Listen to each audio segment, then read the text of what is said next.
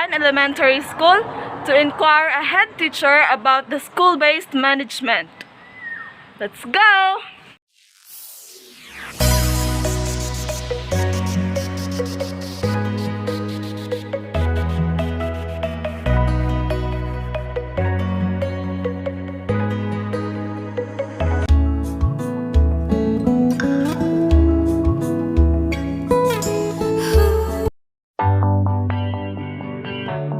Let march again.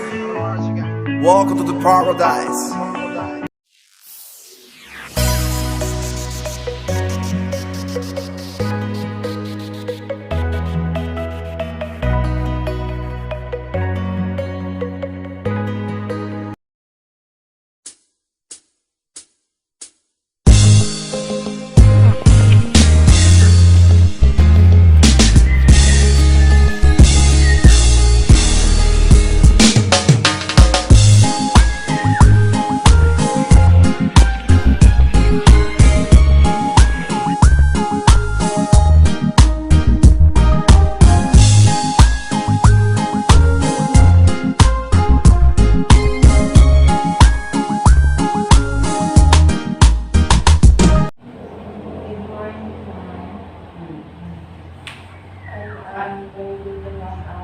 I am Florida Sumasyon. I am trying to hear I am Christina and this will be here to inquire about the school-based management. So, you're from Catulayan, all of you? And this Florida is from Catulayan. So the other, ano are you? Nazi. Oh, Nasi. Okay. So, you are now in the fourth year? Third year? Third year. Third year. Sige. Concepts about school-based management. School-based management. School-based management is the decentralization of responsibility of the school head. Meaning to say, we are governed by the rules that as school leaders, we should be a good manager in the school-based management. That is why before the MOA, do you know MOA? The monthly operating expenses of the school, of one part of ang school. Before, it will be downloaded in the division office. So meaning to say, we do not have the control of what we are going to budget. Say for example, instructional materials and office supplies. But now, through the SBM, it is downloaded in the school already. So meaning to say SBM, we as the school head, we are the small superintendent in the school. Meaning to say, we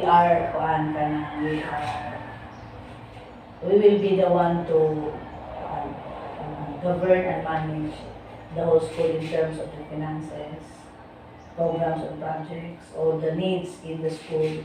So, nana ang control sa school yan, mga SBM, mga school-based management. For me, pero muna siya po sa iba. Sige. The advantages and disadvantages of SBM. So, for me, first, there are many advantages of SBM because when you say SBM,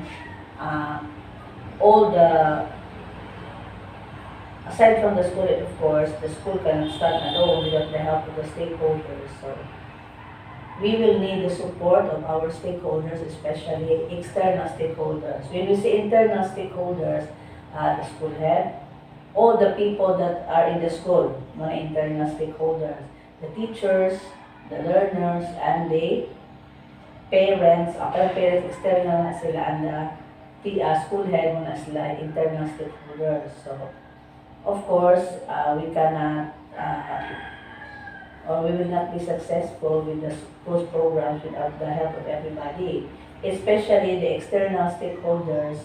Our external stakeholders, mga parents, mga donors, mga those who are, especially here in Catulayan, we are, I cannot say that we are adapted, but the CCNPC, our cooperative here, is very supportive of the school.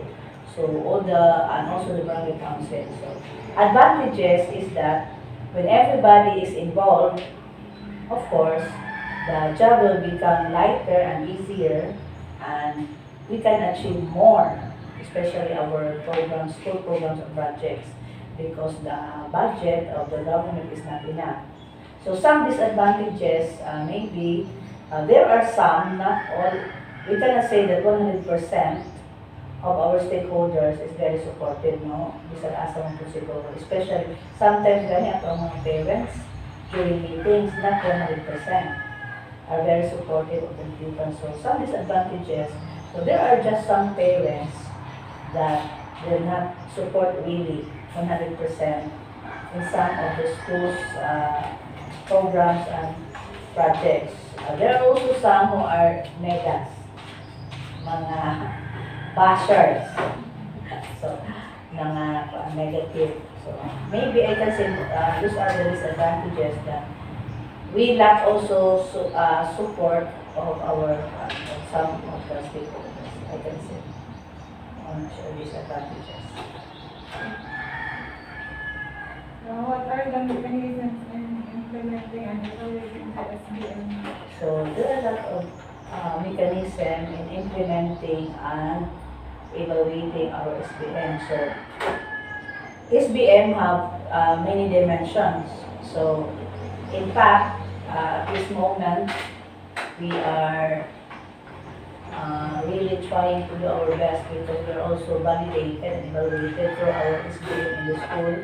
If our school is really practicing school-based management, so there are many documents to be prepared. So the dimensions of, there are many dimensions also of the SBM, the leadership, the curriculum and implementation, learning environment. We also have financial aspect, when it becomes like the fiscal management, curriculum development, that is part of SBM. And then, one secret of the mechanisms of that is that we will just involve. The secret to SBM is the involvement of everybody in the process. So not one people or not one person or two will be working on the project or any endeavor, but all of the stakeholders, internal, external, should be involved. So I think. What are the challenges encountered? Okay, challenges. There are many challenges, especially us in the school. Nowadays, the schedule of the teachers, the schedule of the students is overlapping.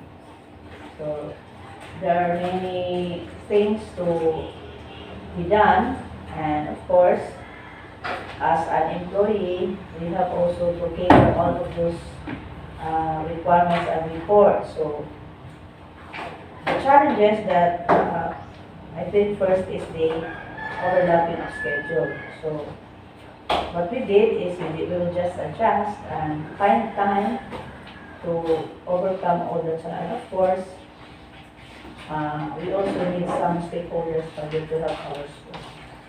So lack of stakeholders that are willingly, especially financial matters, that are willing to help our school program performance. Maybe these are the challenges I think I encountered here because I am just new in this school. I started here last January. So for now, those are the challenges that I feel the most challenging part as of now. But to see.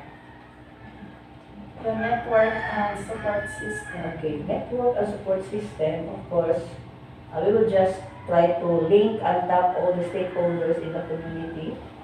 So, first thing for that, so kanang network and support system, if you will just talk or you will just involve all the stakeholders, especially the barangay council, the stakeholders, so there is no, it is not hard for the school to have a support system from the community.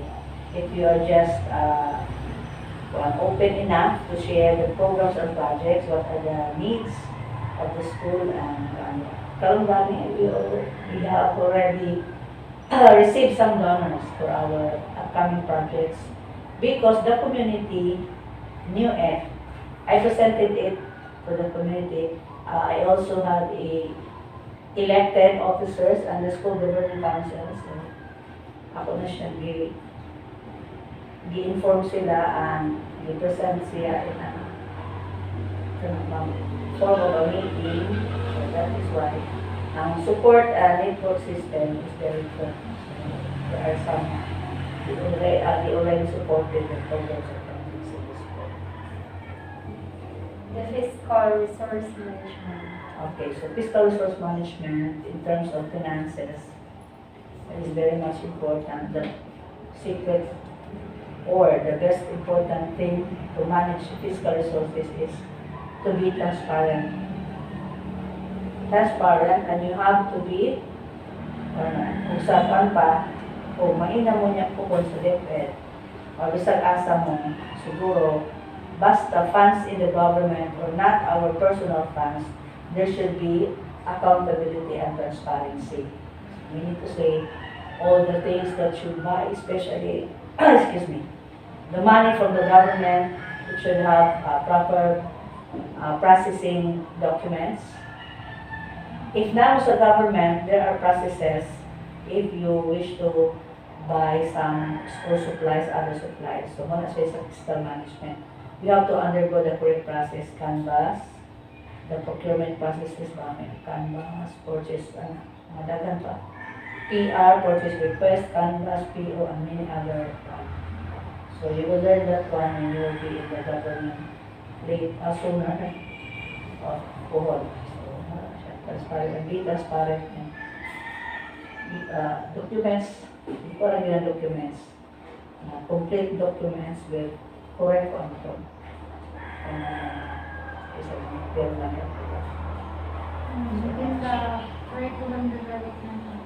Okay, sa curriculum development, of course, we also have, in the SBM, I also assign my teachers in all the dimensions ng bahin me. So, there are some teachers who are involved in leadership, curriculum development, learning environment. So, in the curriculum development, it is of course, when you say curriculum, it is all about the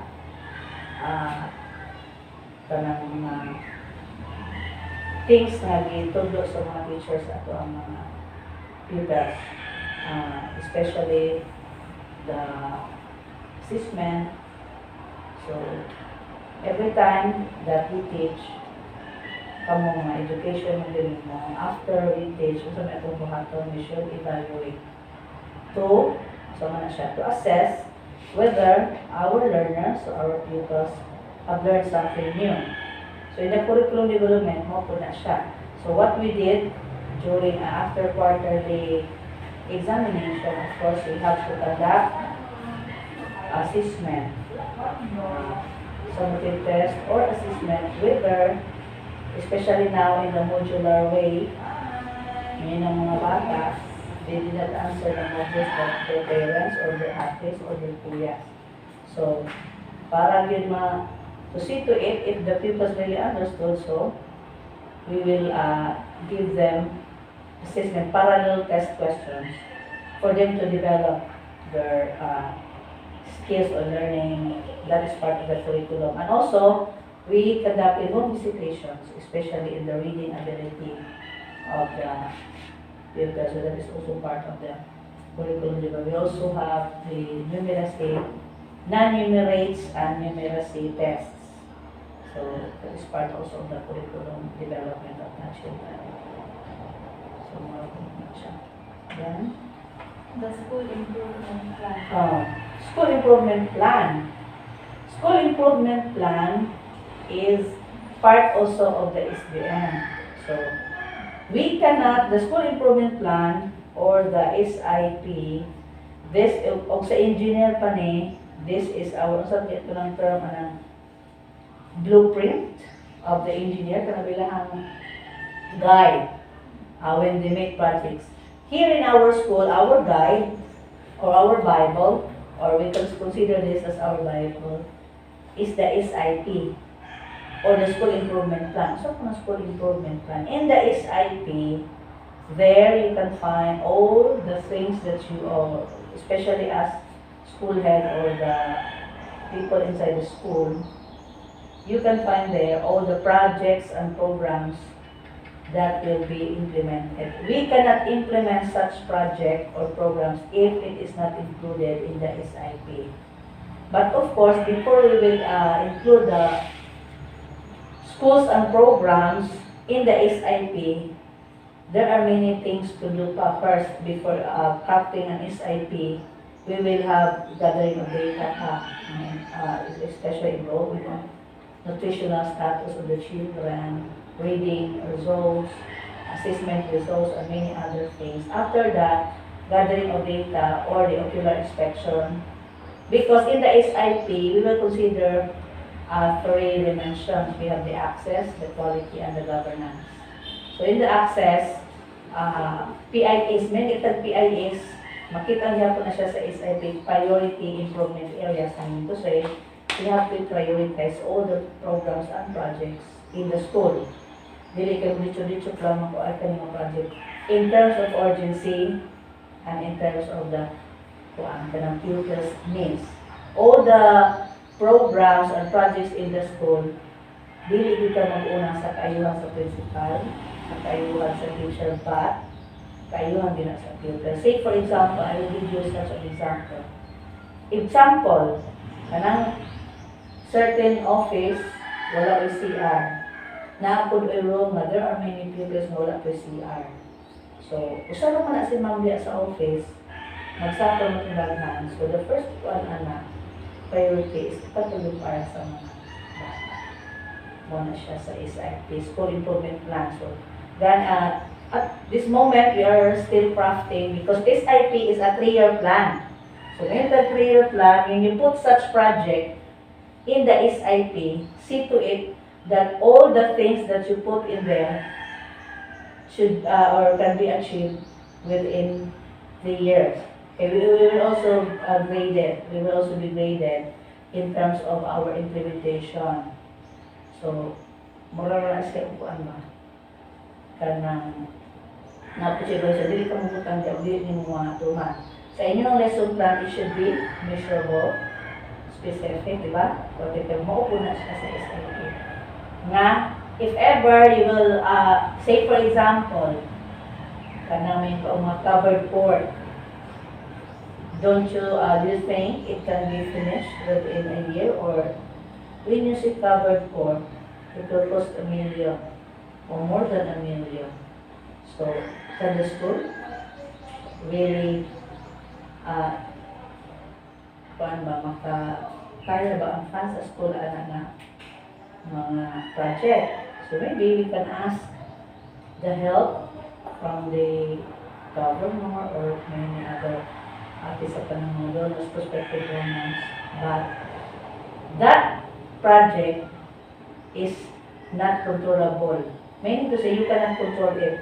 Kaya umatag pa resolution, umatag taon sulat ito siguro na we are not sure if when will it be implemented. Depending on those aliyatan, especially na karoon the election is ang bago pang naman. Diba? So, inala siya, ang SIP, to summarize everything, SIP is the Bible of the school and it is a 3-year plan wherein all the programs and projects ngayon sulat nila should be achievable within 3 years and measurable also. So, ano siya sa SIP? SIP, part ko na siya sa SBL. Kaya naman mo ng SIP kung wala po 2 members at mga stakeholders, diskutan mo nga sa SBL. Ano natapang sa school level in the school. So, national way.